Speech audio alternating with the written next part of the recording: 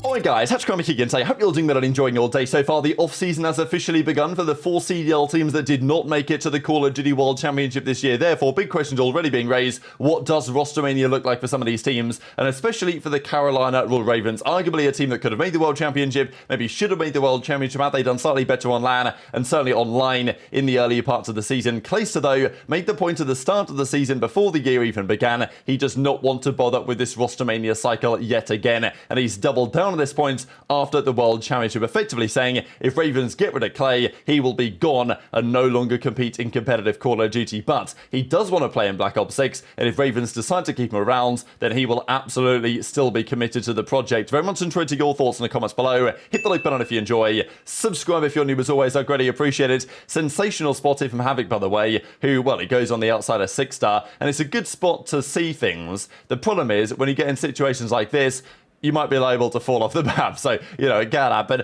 Wonder if we're going to see anyone pull that one out come the World Championship and potentially beyond that, the Esports World Cup. This is certainly a relevant discussion point of today. Sam Phoenix, by the way, coach of the Las Vegas Legion, says this: now that everything has calmed down, want to take time to thank everyone who has supported the team, the staff, and the Vegas Legion this season. Nothing but amazing things to say. And he, you know, to be honest, it's an interesting statement, really. Now, it's nice of him to put these words together, but it almost sounds like he's leaving, right? I mean, he's like, yeah, thanks to the players, thanks to the fans, thanks to the other coaches, thanks to the organization. And as for myself, it's time for a much needed break and a mental reset. While I may not know what's next for myself, just wanted to say thanks to everyone who was part of Vegas and all of its supporters. See everyone next season. So, you know, I mean, like, let's be real, right? Don't know what's next for myself kind of implies that he's gone from the team. Now, I'm not sure if he's gone precisely or whether it's more like Vegas, the way they operate. Do not sign contracts for the entirety of a 12-month period. What they effectively do, Vegas, as we know at this point, is they sign players at the last possible dates they can, and then they get rid of them at the earliest possible date that they can.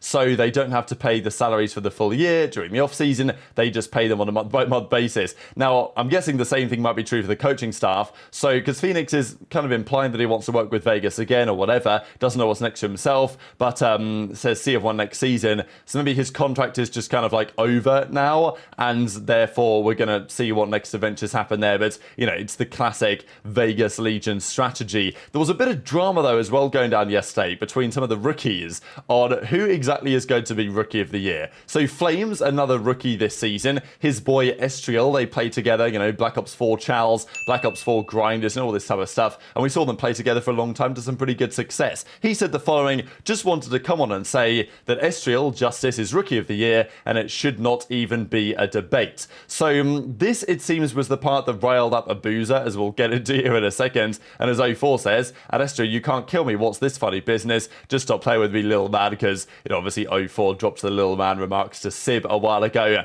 and, well, Sib has responded rather well since then. O4 genuinely has been a really good player for Surge. I've been impressed by him, especially his decision-making in Search and Destroy. You know, he does have the liability to occasionally get absolutely slammed in a respawn map, but I do think Urbanity has been very valuable indeed to that Seattle Surge team since joining. It's just he didn't join that early in the season, right? I mean, if he'd played from the start of the year, O4 really, I think, could have been in that conversation. This, though, is how the drama continues. So aBeZy says, I know it's your mate, but come on, bro. And Beans is in the replies, people are sleeping on you, because aBeZy is the other option, right? In the sense that aBeZy made it to the World Championship. In my opinion, if you didn't qualify for champs, it's really tough to make the argument that you can be Rookie of the Year. And also, LAN performances should be weighted higher than online, which is why, for me, Gwyn was dropping below #1 in the Rookie of the Year ladders even before this event, was just because Gwyn's performances were probably falling off a little bit over the course of the season, but also were just not as good on LAN as they were online. aBeZy, since he was on his proper role, definitely turned up big time, and they made the World Championship, and they performed some pretty good results. But, you know, was it enough for me? I'm not so sure. aBeZy says, I honestly don't care, it's just funny. Flame says, why is it funny? Because you have no idea what you're talking about, aBeZy says. So, and then Flame hits the replies. Pretty funny drama, really. So you're a bit envious, that's all right. Don't lose too much sleep over it, bro. And he drops the clown emoji. So absolutely sensational content. And, you know, aBeZy actually replies to this other guy and says, look, I already said it so many times, I don't care about that Rookie of the Year stuff. You can't say there's no debate. So what aBeZy's basically saying is that there is a debate to be had, and he wasn't happy with Flames' comment that there is no debate. But it did sound like aBeZy was getting a bit salty, right? Just because maybe he felt like he he was going to be Rookie of the Year, and all of a sudden, this Estriel kid and Los Angeles Grillers, they come into the final event, they get a top 3, and all of a sudden you look at Estriel's season and you say, wow, he was very impactful to the success of this team, and he has the highest average placing by a margin of all the rookies, a top 6, and a top 3, and he obviously came in at the start of the season, has been a rather impactful player, and, you know, aBeZy maybe not so happy, but yeah, what do you guys think in the comments below? Because this was the Rookie of the Year ladder going into the major, right? So Gwyn was still number 1, Linz was number 2 after a bit of a bounce back on Rocker,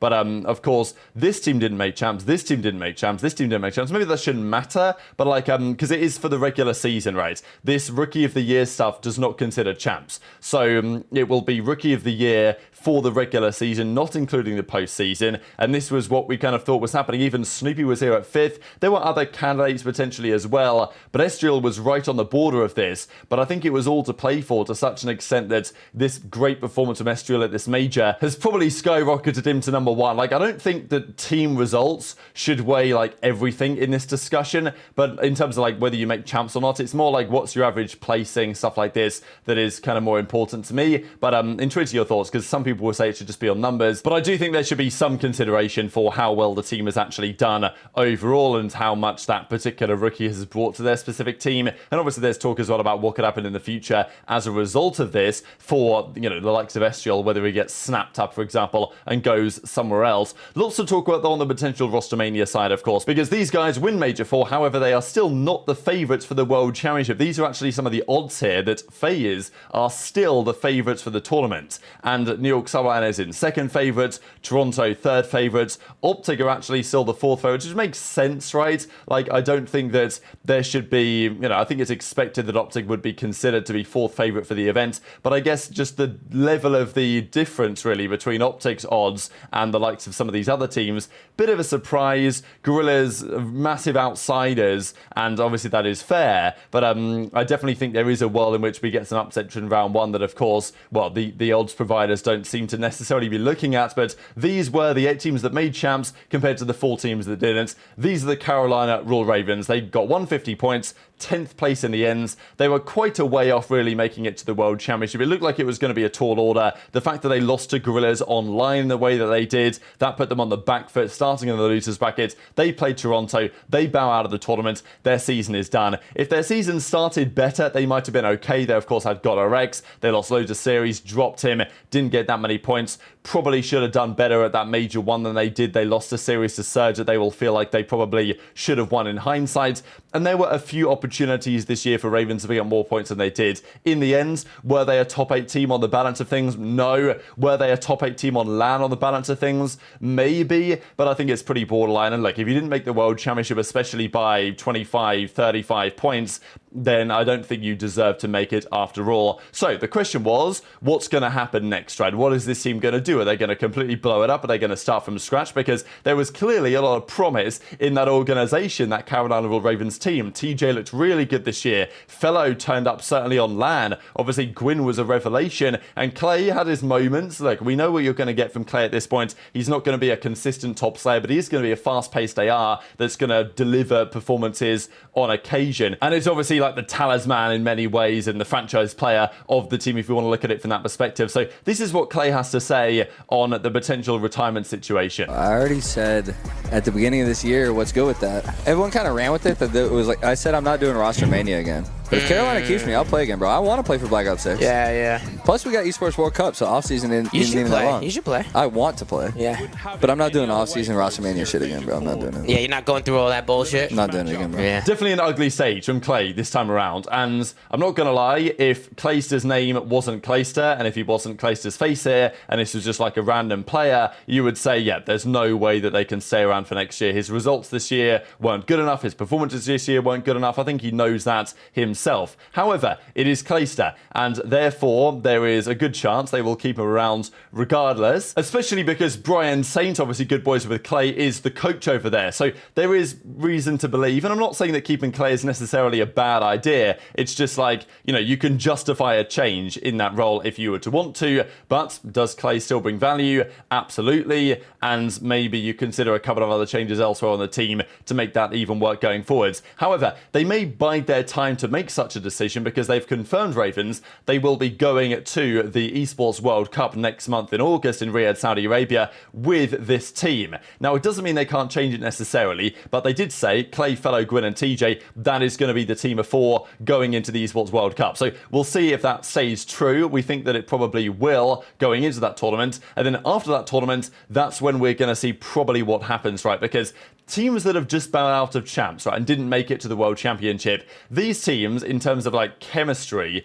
probably aren't in a great spot, but I don't think they're going to be refusing to play with each other is the point that I would make, right? Whereas if you're a team that is meant to do well at the World Championship, let's say an OpTic, for example, and then they crash out like top 6, top 8, that team, you know, internally is going to be an absolute nightmare, and they're going to have to make a change before the Esports World Cup, I would say, if they're allowed to, just because, you know, I don't think those 4 will want to play with each other again if that was to occur. Whereas for these teams, I don't think there's really a problem for these guys to say, you know what, okay, we'll stick it out. I'm down to play the Esports World Cup with you boys, and then we'll see what happens after that. So that's kind of my guess on what happens here, is that Ravens and these other teams, they go with their current roster to the Esports World Cup, and then depending what happens there, that's then maybe where we see further Rostermania going down. Of course, Clay not happy with his performance, saying unsure what the future looks like, reevaluating what to do next, but that was the point that was made by Clay. He's had enough of this Rostermania saga. He's done it for the last several years, especially when you're on teams like Vegas and Ravens and these guys, when you get dropped as soon as the season ends,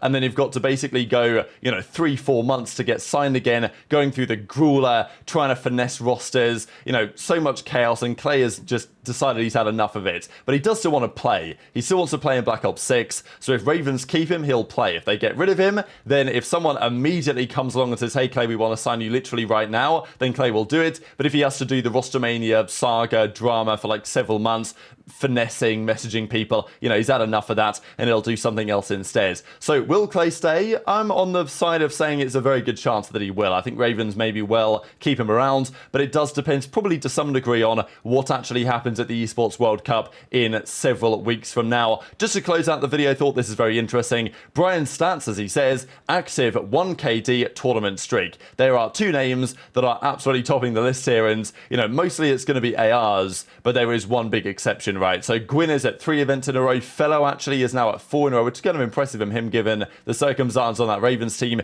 Nero has got up here. Simp, Ghosty, attached Scrappy, who obviously has bounced back after a poor performance at last year's Major 5. And then there's a bit of a jump up, right, to HyDra at 20 and Cellium now at 22 in a row. I don't know when those streaks are going to come to a close. Doesn't seem likely anytime soon, but worth noting that Scump's record is nigh on 50 events in a row with a 1+ KD. So very much enjoyed your thoughts in the comments below. Hit the like button if you enjoyed. Subscribe if you're new. Take care, and I'll see you next time.